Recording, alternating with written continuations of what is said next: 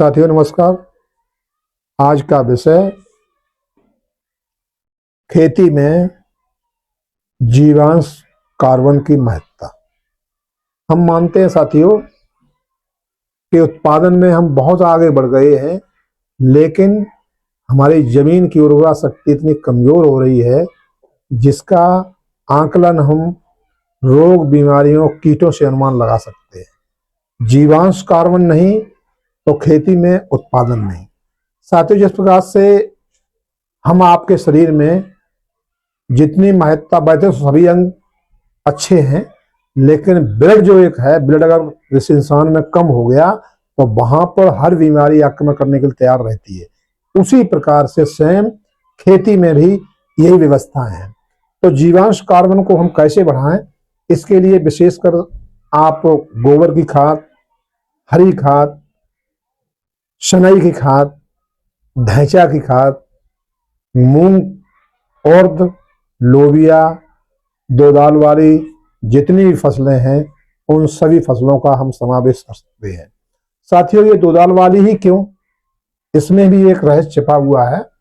दो दाल वाली जितनी भी फसलें हैं उन सभी फसलों में जहां पर जड़ें इसकी होती हैं वहां पर नोडुल्स बने होते हैं, गांठ है। और उन गांठों में क्या होता है, वायुमंडल की 78% नाइट्रोजन जो यहां से उड़ के जा रही है आसमान में, वो उसे खींच के पौधे को देना। राइजोबियम, विशेषकर जो राइजोबियम बैक्टीरिया है वो वायुमंडल की स्वतंत्र नाइट्रोजन खींच के पौधे को देना। और पौधा जब हमारी फसल ले लेंगे उसके बाद क्या होगा, वो गांठें खेत में ही रह जाएंगी। और जब खेत में रह जाएंगी तो आगे आने वाले जो हम फसल लेंगे उसमें ये होगा कि अगली फसल में ही व्यवस्था यूरिया की कम से कम मात्रा आपको देनी पड़ेगी। तो साथियों, इसकी व्यवस्था हम ऐसे कर सकते हैं। वैसे इसका हम मिट्टी की जांच कराएं तो वास्तविक है 0.1% पे हम कहीं पहुंचे हैं जीवांश कार्बन, जिसे हम ह्यूमस कहते हैं। और ह्यूमस ये है क्या चीज साथियों, इसके बारे में थोड़ा अध्ययन किया हुआ आपको बताएं। सपोज करिए गोबर की खाद है, और गोबर की खाद में जो काला पदार्थ, काला रंग जो आ रहा है, या उस पर हम पानी डालें तो जो बह के काला रंग आएगा उसे ही हम ह्यूमस कहते हैं। और वो ही मिट्टी की जान है।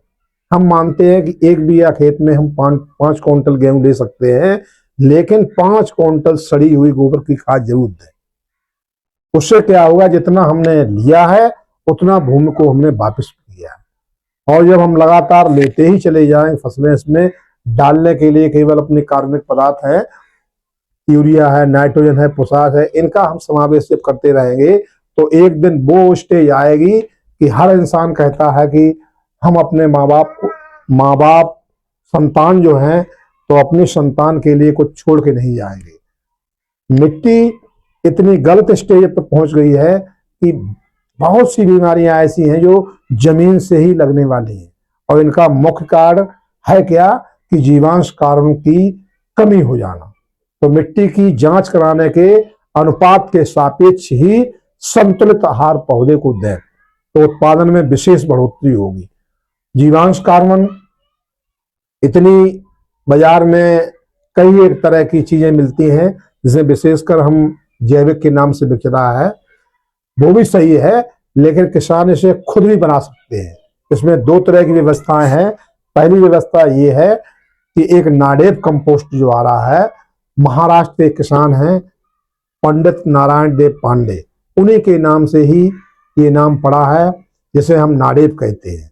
इसका ढांचा क्या होता है कि 10 फुट की लंबाई होती है, 3 फुट चौड़ाई होती है, 1 फुट ऊंचाई होती है, जाली नुमा, जैसे पुराने जमाने में कहीं छप्पर झोपड़ी वगैरह बनती थी तो एक ईंट छोड़ के इतना जगह छोड़ देते थे, हवा का आदान प्रदान, और इस पे लेयरों के द्वारा ये भरा जाता है। पहला इसमें क्या है कि पहली परत हम इसमें लगाएंगे तो बिल्कुल सूखे ही लगाएंगे, दूसरी इसमें गीले की लगाएंगे, तीसरी हम गोबर की लगा देंगे, चौथी इसमें हम उपजाऊ खेत की मिट्टी लगा देंगे। और लगाने के बाद सपोज करिए ये एक स्टेज हमारी पूरी है, ऐसी इसमें 4 परतें लग जाएंगी। और ये 4 परतें लगने के बाद लगभग ये 3 महीने में बिल्कुल खाद बन के तैयार हो जाएगी। उसे हम खाद को लेके जाएं अपने खेत में लगाएं तो उससे क्या हुआ, ये एक टाली है केवल 5 बीघा के लिए पर्याप्त है। क्यों कि इसमें सब व्यवस्थाएं हमने पूर्ण रूप से अच्छी की है, सूखे सूखे की व्यवस्था की है, गीले की है, गोबर की है, क्या की मिट्टी की है। तो ये सड़कें इतनी बेहतर बन जाएगी, एक व्यवस्था हम यहां भी कर सकते हैं। दूसरा साथियों, बर्मी कंपोस्ट। बर्मी कंपोस्ट भी की महत्ता इतनी बेहतर है, वास्तविक हमें ये मिल जाए, और मिलने के लिए उसमें कहीं कोई मशीन नहीं लग रही है, केवल कुछ व्यवस्थाएं बनानी है। ये अपने घर पे भी आप बना सकते हैं, जिसमें क्या करना है, लंबाई आपके पास जैसी भी हो, 10 फुट हो, 5 फुट हो, 15 फुट हो, लेकिन उसकी गहराई रहेगी मात्र 3 फुट, और साइड में 2 फुट जगह हम आने जाने बालों के लिए रखेंगे। तो इधर भी हम बेड बना सकते हैं और ये बना सकते हैं। इधर ऊंचाई रखेंगे 9 फुट, वो 9 इंची, और आगे हम 2 फुट रख देंगे ढाल टाइप। उसमें क्या करेंगे कि एक साइड में हम गोबर भरेंगे, इधर से गोबर ये पड़ा हुआ हो, 4-5 दिन पुराना हो, उस पर ले पूरी बेड 4-5 दिन में भर ले, और भरने के बाद इस पे केंचुए जो वर्म्स आते हैं उन केंचुओं को ऊपर से डालने।